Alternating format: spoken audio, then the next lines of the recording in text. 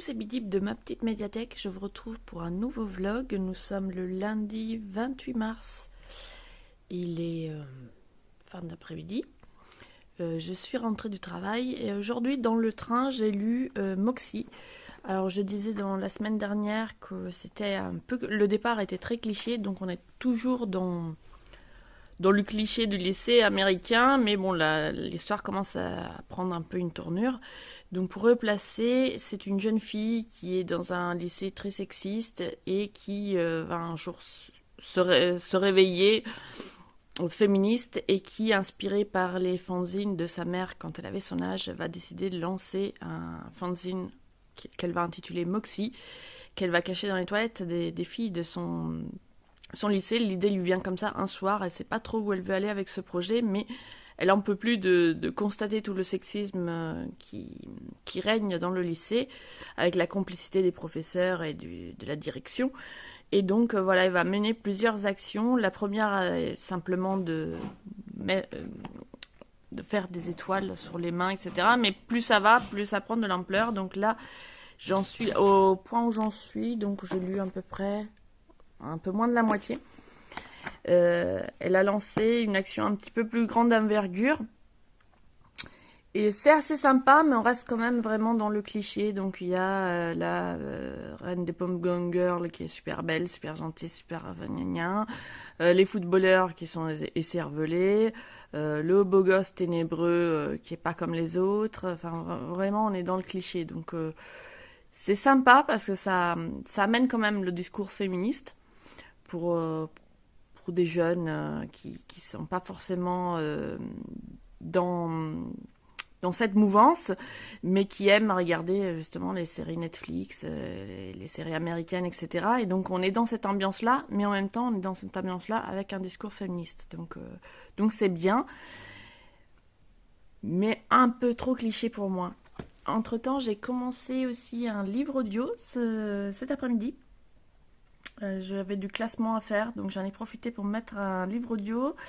Et j'ai commencé Le Chant des Chevalières, que je ne connaissais pas du tout. C'est grâce à NetGalley que j'ai obtenu ce livre. Et là, j'en ai écouté du coup les 2 premiers chapitres.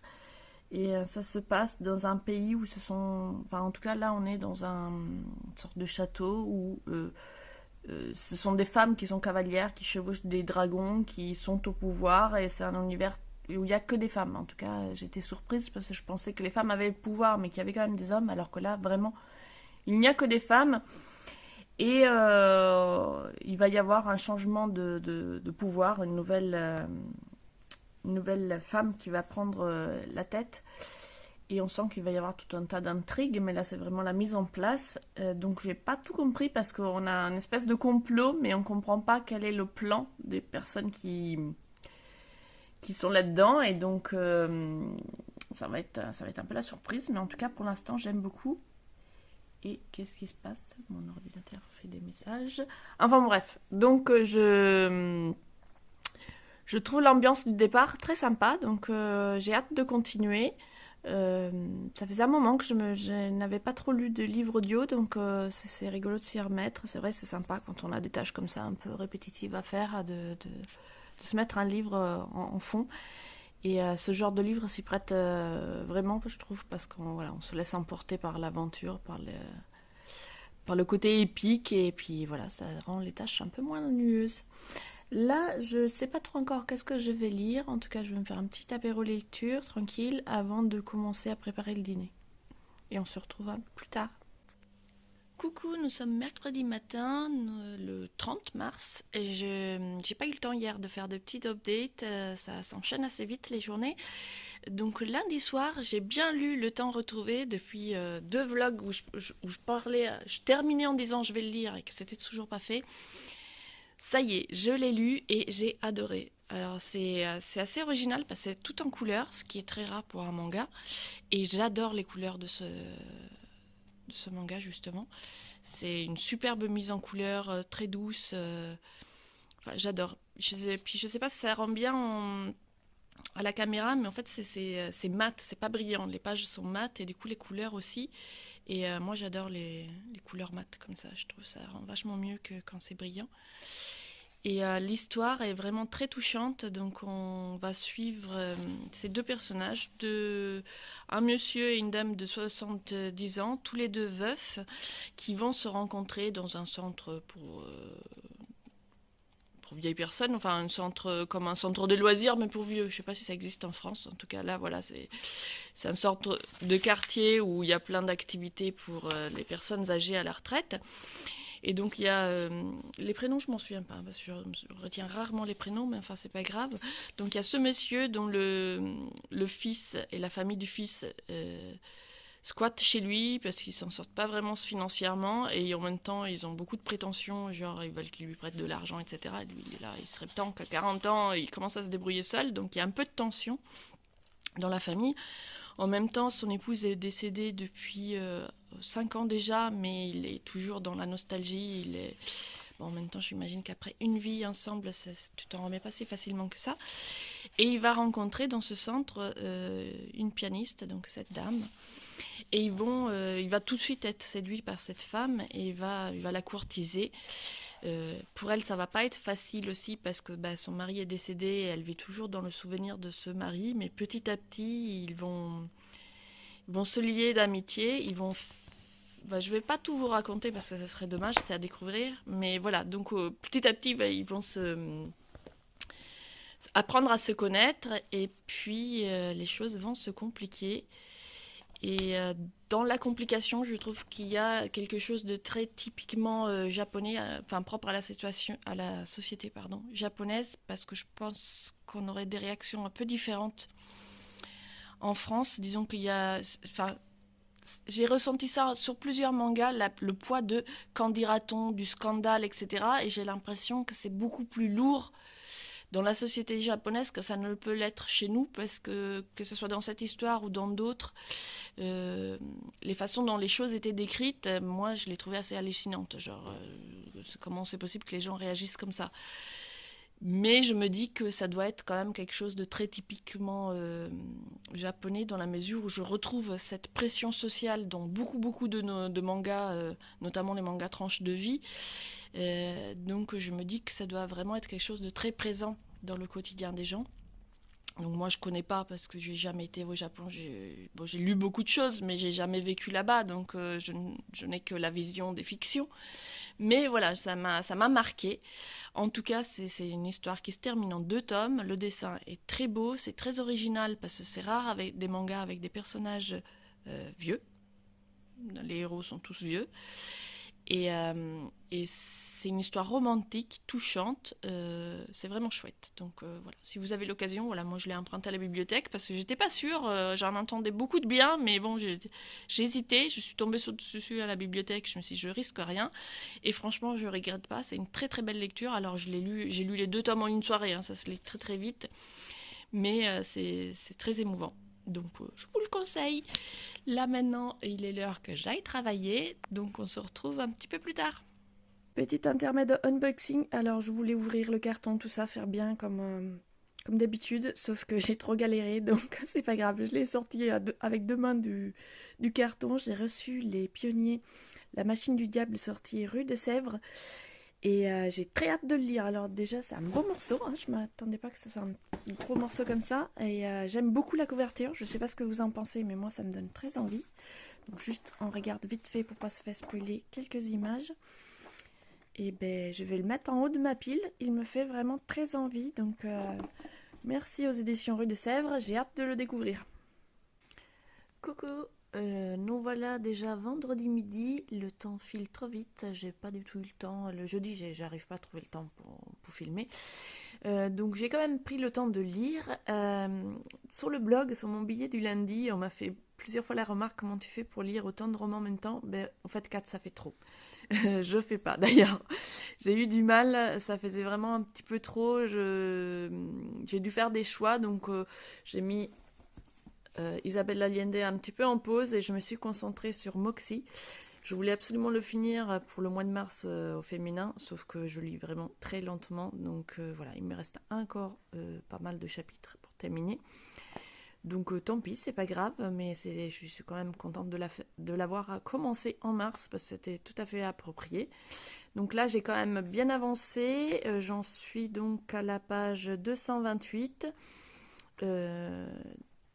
Alors, je disais précédemment que c'est assez cliché et c'est vrai que bon, quand on décrit ce lycée, alors moi je connais pas les États-Unis, j'y ai jamais vécu, encore moins au Texas, donc peut-être que c'est vraiment plausible, mais ça me semble un peu effarant qu'un directeur puisse avoir autant de pouvoir dans un lycée, de punir les gens de façon plus ou moins arbitraire et de faire des traitements vraiment différents entre les garçons et les filles. Alors c'est peut-être vrai, je ne sais pas. Moi j'ai trouvé ça un peu gros, mais par cette caricature, ça permet quand même de mettre en évidence des choses vraies, qui est effectivement que les garçons et les filles ne sont pas forcément toujours traités de la même façon. Et on revient par exemple sur les tenues vestimentaires, et ça j'ai trouvé intéressant parce que justement, je ne sais plus si c'était l'année dernière ou il y a 2 ans, il y a eu en France tout ce mouvement de croc-top, etc., sur des jeunes filles qui s'étaient fait reprendre sur leur tenue et des discours qui sont vraiment les mêmes que dans ce bouquin sur ça déconcentre les garçons. Genre, les garçons, je sais pas, c'est des êtres humains, pas des animaux. Ils doivent apprendre à se maîtriser. C'est pas en couvrant les filles qu'on va apprendre aux garçons à maîtriser leurs pulsions. Donc, et là, c'est pareil. Donc, les filles sont critiquées par la direction sur leur tenue vestimentaire, et tandis que les garçons, on leur dit rien, même quand ils exhibent des t-shirts injurieux et obscènes. Donc voilà, puis notre héroïne continue dans ses actions, sauf que elle va se heurter du coup à la direction de l'école. Je vous en dis pas plus, mais voilà. Comment va-t-elle réagir quand finalement les choses deviennent un petit peu plus compliquées? Donc je suis curieuse de lire la fin, de savoir justement si la lutte continue malgré la direction de l'école qui tape du poing et qui veut interdire toutes les actions de Moxie. Qu'est-ce qui va se passer ensuite? Donc suite peut-être ce week-end ou la semaine prochaine. J'ai avancé pas du tout comme je l'avais prévu, c'est-à-dire j'avais prévu de lire 20 pages par jour, et puis je viens de me rendre compte à l'instant que le live c'était hier soir. Et voilà. Donc moi et les dates, c'est ça. Donc tant pis, j'irai voir la rediffusion si elle est disponible, mais c'est pas grave. Donc j'ai quand même bien avancé dans ma lecture, donc j'en suis à peu près à la moitié. Au lieu de faire 20 pages tous les soirs, j'ai préféré lire plusieurs chapitres d'un coup et d'alterner celui-ci avec celui-là. Donc un jour je lisais les Mémoires de la forêt, un jour je lisais le Château ambulant. Donc hier j'ai avancé dans le Château ambulant. Alors c'est en anglais, donc j'avance beaucoup moins vite. Plutôt que de le lire le soir au coucher, franchement j'y arrivais pas. Je lisais 2-3 pages et puis je m'endormais dessus, donc j'ai préféré le lire plutôt le soir avant le dîner. Comme ça je suis un petit peu plus réveillée, un petit peu plus concentrée, surtout pour lire en anglais, c'est quand même un peu mieux. Donc là j'arrive donc à la page 100. Sophie s'est installée dans le château et elle commence son travail en tant que femme de ménage. Et donc c'est assez rigolo. Elle a une énergie folle, elle nettoie tout, elle range tout, tandis que Calcifère, le feu, Michael, l'apprenti, et je ne sais plus comment il s'appelle en français, Hall, le magicien n'arrête pas de râler parce qu'elle range trop, mais elle n'a peur de rien. Alors bien même qu'elle peut se faire foutre à la porte à n'importe quel moment, elle n'arrête pas de leur répondre c'est mon travail, c'est sale ici, etc. Elle est vraiment rigolote, j'adore l'ambiance. Donc j'avance très lentement, mais à chaque fois je me régale vraiment. C'est vraiment sympa, comme le ton, elle est vraiment sympa, j'aime beaucoup. Et voici pour les lectures de cette semaine, comment j'ai avancé ces derniers. Coucou, nous sommes dimanche matin, je viens faire un petit update. J'ai fini enfin Moxie, donc j'y étais de peu pour le finir au mois de mars. Alors, qu'est-ce que j'en pense maintenant que je l'ai fini? J'ai trouvé la fin très bien, vraiment, j'étais à fond, j'avais envie crier, le poing levé, Moxie, Moxie. Donc ça se finit bien, ça accélère vraiment. Après, j'en reste quand même sur mon idée que bon, c'était un petit peu caricatural. On est vraiment dans l'ambiance série américaine se déroulant dans un lycée, avec des traits un peu grossis, le joueur de foot très caricatural, la pom-pom girl parfaite, le directeur complètement à côté de la plaque. Donc bon, c'est un petit peu trop caricatural à mon goût. Ça commence un peu lentement. Le début, j'ai dû me motiver un petit peu parce que ça avançait vraiment très lentement. Mais plus on avance dans le récit, plus le rythme s'accélère et la fin, voilà, la fin elle est très chouette. En tout cas, je trouve que c'est quand même une jolie lecture. Ça s'adresse à un public ado et pour ça, je trouve, voilà, il faut que j'ai un peu de recul vis-à-vis de mon ressenti. J'ai pas l'âge cible. Donc moi, je trouve ça un peu caricatural, mais on retrouve vraiment l'ambiance de ces séries ados, donc ça peut plaire. Et surtout, ça permet de mettre le discours féministe dans cette ambiance de série américaine. Et pour ça, je trouve ça très intéressant. Alors d'ailleurs, tout au long du récit, il y a plusieurs noms d'activistes féministes américaines qui ressortent. Donc j'ai pris des notes et je vais me renseigner un peu parce que justement, moi, j'y connais pas grand-chose en histoire du féminisme. Et du coup, c'est intéressant, voilà, de pouvoir euh, retenir, enfin apprendre des choses comme ça, même sur un roman young adulte jeunesse, quoi. Et j'ai noté ici, voilà, il y a ce que je trouve super bien. À la fin, il y a une note d'auteur avec des sites internet pour se renseigner sur les mouvements féministes et aussi tout un tas enfin une liste d'ouvrages qu'elle conseille. Et j'étais très amusée de trouver Nous sommes toutes féministes que j'ai moi-même lu et acheté à offrir à ma fille. J'adore ce livre, c'est un tout petit livre et c'est amusant de trouver dans les recommandations de fin des livres qu'on connaît. Il y en a d'autres que je ne connais pas, donc voilà, je vais me renseigner. Et je pense qu'au moment d'écrire ma chronique sur le blog, je vais prendre un petit peu de temps pour me renseigner sur la musique qu'elle écoute, sur les personnages féministes qu'elle cite, etc. C'est chouette, c'est une bonne lecture que j'ai d'ailleurs conseillée à ma fille qui est plus dans la tranche d'âge puisqu'elle est actuellement au collège. Donc voilà pour cette lecture et maintenant je vais filer dans ma bibliothèque préparer une palle pour le challenge Un mois au Japon qui est commencé le 1er avril, organisé par Lou et Hilde. Je n'ai pas encore vu le programme, je sais qu'il y a plusieurs rendez-vous qui sont prévus. Je ne sais pas trop encore qu'est-ce que je vais lire, j'avoue, j'ai rien préparé, mais je vous amène avec moi dans ma bibliothèque, on va voir qu'est-ce que je vais pouvoir sortir. Alors me voici devant ma bibliothèque, l'étagère dédiée à la littérature asiatique et plus particulièrement japonaise. Il y a beaucoup de livres que je n'ai pas encore lus, mais je ne sais pas trop par quoi commencer. Alors j'en ai sélectionné 3 qui me semblent appropriés. Il y a Barberousse, dont j'avais vu l'adaptation au cinéma faite par Akira Kurosawa avec Toshiro Mifune en acteur principal et le film m'avait vraiment beaucoup touchée et depuis j'avais envie de lire le roman qui est depuis un moment d'ailleurs dans mon étagère mais je ne trouve jamais l'occasion de m'y lancer, donc ça serait peut-être le moment. En tout cas c'est un livre que j'ai très envie de lire, il fait 200 et quelques pages donc c'est pas énorme mais comme moi je lis très lentement, je sais pas si je vais me lancer dans une lecture aussi longue, d'autant plus que j'ai pas fini mes livres de mars. Donc je me suis dit pourquoi pas prendre plutôt des tout petits livres. Donc j'ai celui-ci et celui-ci que je crois avoir déjà lu, mais alors il y a des années et dont je me souviens absolument pas. Donc ça serait l'occasion, ça voilà, c'est tout petit, ce sont des nouvelles, donc c'est quelque chose que je vais pouvoir caler rapidement entre 2 lectures. Alors j'avoue que là tout de suite, j'ai vraiment très envie de me lancer dans Barberousse et de mettre en pause L'île sous la mer. Je trouve que c'est une lecture très intéressante, mais c'est vrai que ça manque un peu de rythme, comme je disais dans mes précédents vlogs.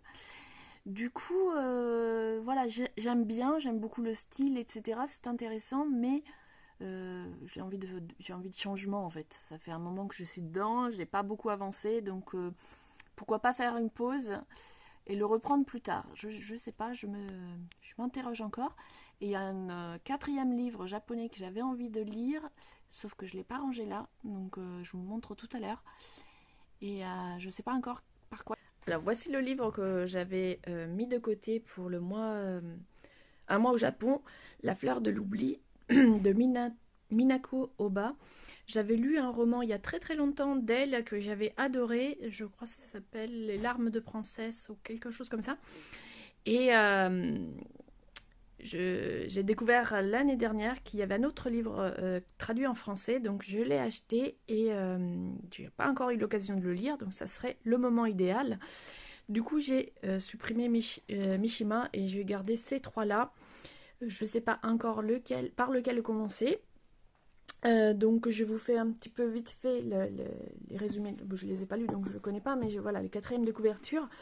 Donc dans La fleur de l'oubli, c'est une jeune japonaise qui est née aux États-Unis, qui a grandi aux États-Unis, qui va retourner au Japon et l'histoire d'Hiroshima va peser sur tout le récit, donc ça peut être très intéressant d'un point de vue historique et aussi humain. Puis j'avais beaucoup aimé la plume de cet auteur, donc je pense que ça devrait me plaire, autant pour son contexte historique que pour le style.